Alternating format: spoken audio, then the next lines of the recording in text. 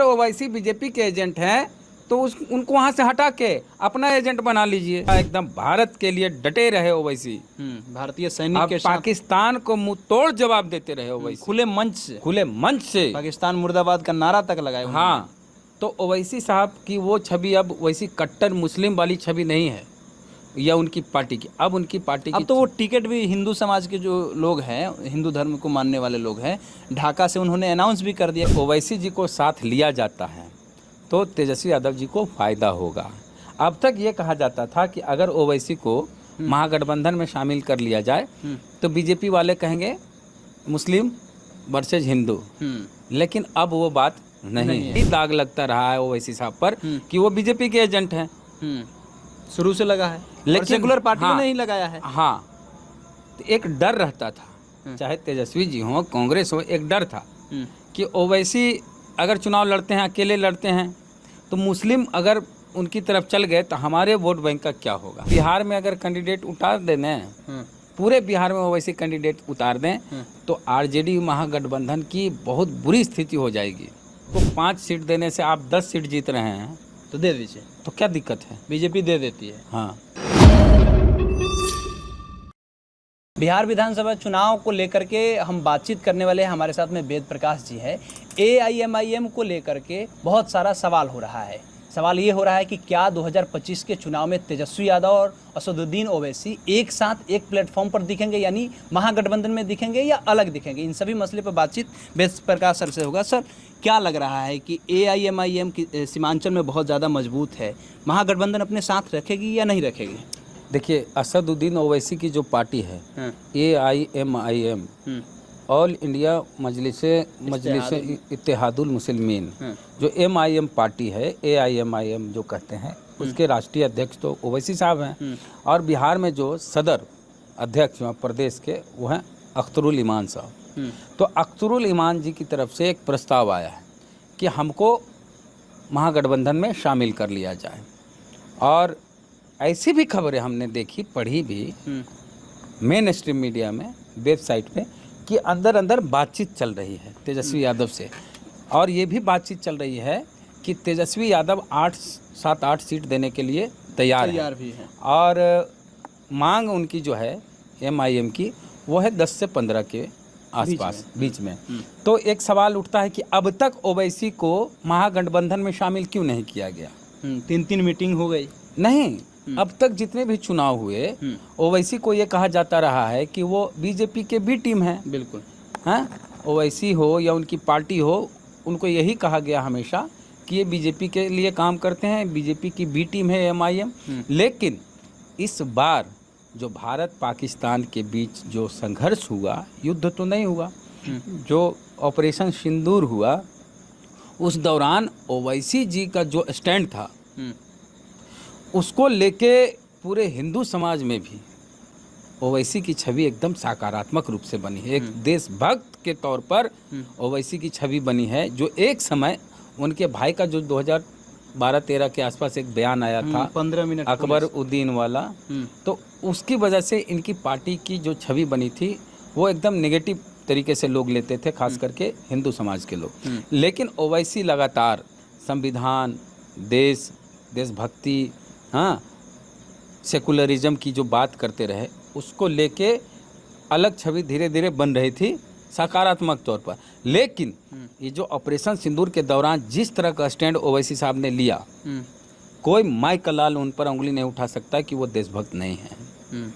और बहुत संजीदगी से, बहुत नपे तुले शब्दों में, अभी तो दूसरे देश में भी जाके ऑपरेशन सिंदूर की बात को रख रहे हैं, वहाँ भी भारत की बात कर रहे हैं। बोले भले हम अपने देश में अलग अलग विचारधारा है हमारी पार्टियों की, मेरी पार्टी की अलग विचारधारा हो सकती है, कांग्रेस की अलग हो सकती है, भाजपा की अलग हो सकती है, लेकिन जब देश की बात आएगी तो हम एक हैं और हम भारत सरकार की तरफ से आए।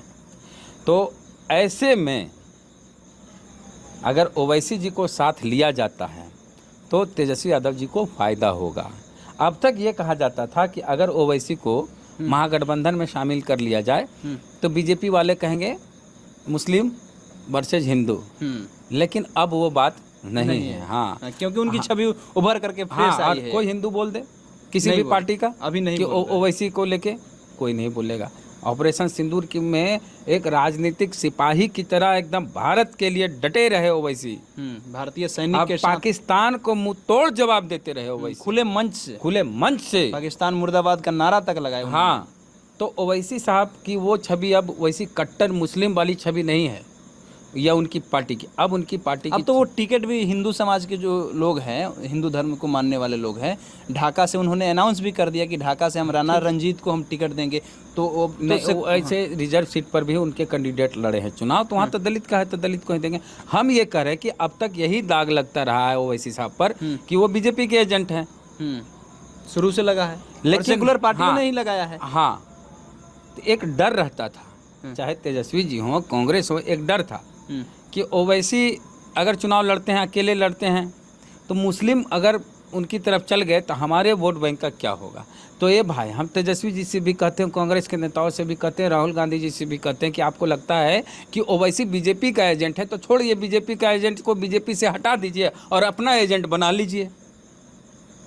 अगर ओवैसी बीजेपी के एजेंट हैं तो उनको वहाँ से हटा के अपना एजेंट बना लीजिए, तेजस्वी जी, राहुल जी। अच्छा, बीजेपी के एजेंट कहने के पीछे एक तर्क ये दिया जाता है कि बहुत सारे देश में मुसलमान नेता है जो खुल करके बोलते हैं तो उन लोगों को जेल में डाल दिया जाता है या उनकी राजनीति को समाप्त कर दिया जाता है। ओवैसी खुल करके बोलते हैं नरेंद्र मोदी के खिलाफ में, देश के कोने कोने में जाकर के रैलियां करते हैं, उनको ना अभी तक जेल में डाला गया और ना ही उनके ऊपर में ईडी सीबीआई का रेड होता है। तो इसीलिए तमाम लोग हैं ये तर्क देते हैं कि हो सकता है कि इसी के कारण उनको बीजेपी का बी टीम कहा जाता है। इस पे क्या कहिएगा? ओवैसी की छवि कोई क्रिमिनल वाली छवि तो है नहीं। हाँ, एक अनपढ़ या अशिक्षित नेता की छवि है देश नहीं। में हाँ, कहीं क्रिमिनल तो नहीं है।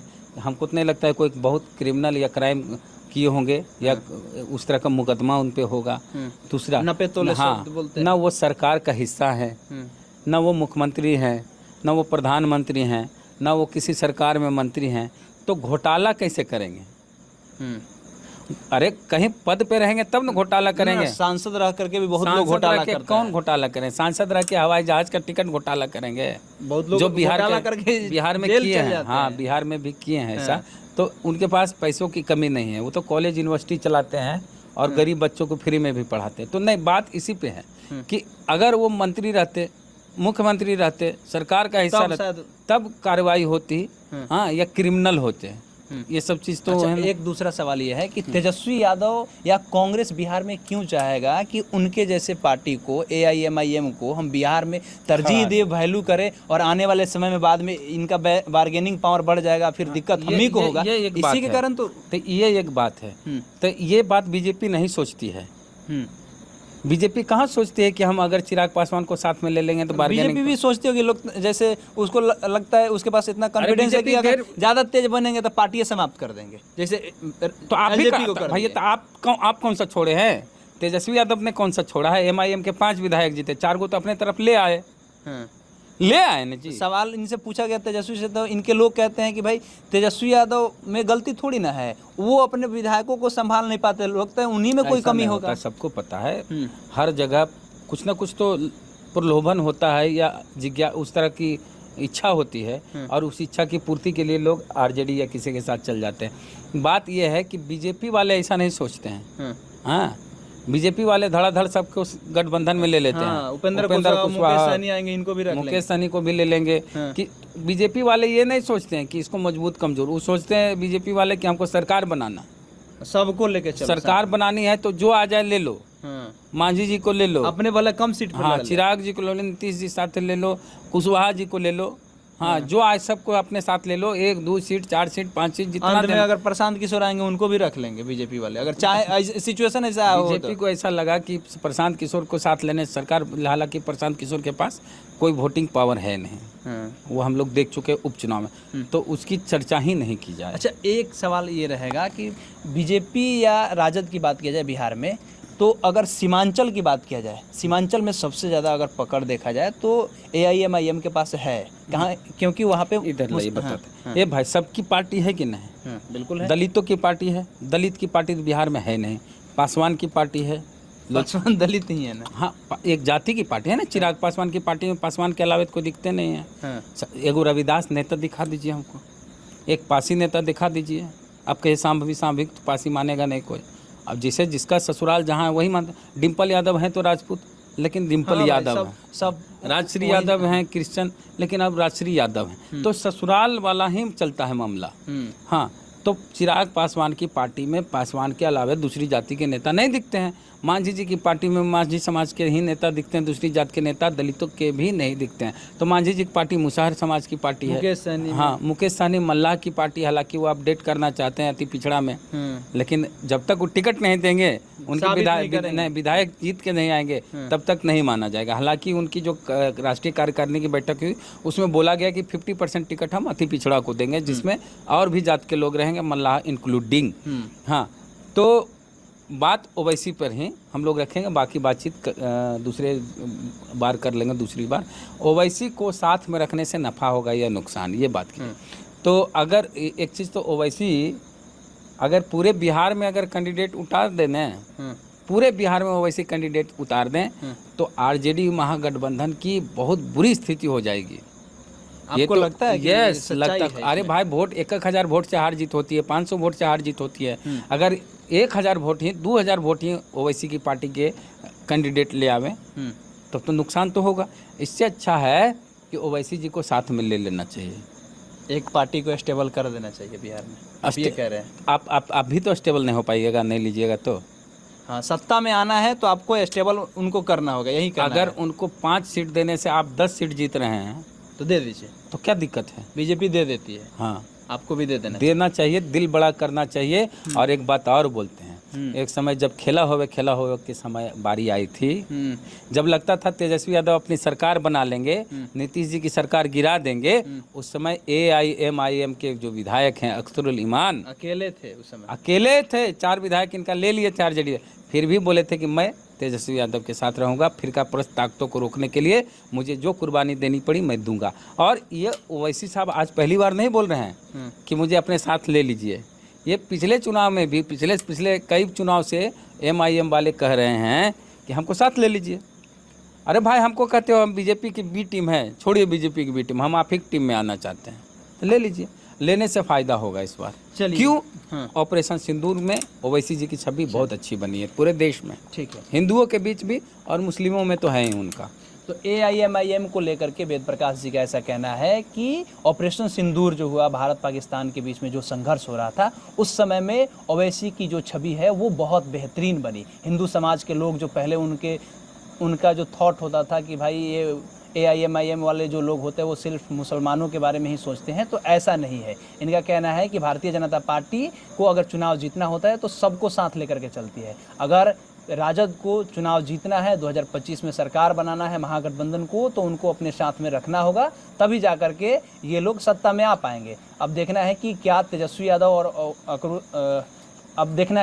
यादव और असदुद्दीन ओवैसी एक साथ 2025 के चुनाव में दिखते हैं या नहीं दिखते हैं। आपकी क्या प्रतिक्रिया है, लिखिएगा कमेंट बॉक्स में। बहुत बहुत धन्यवाद।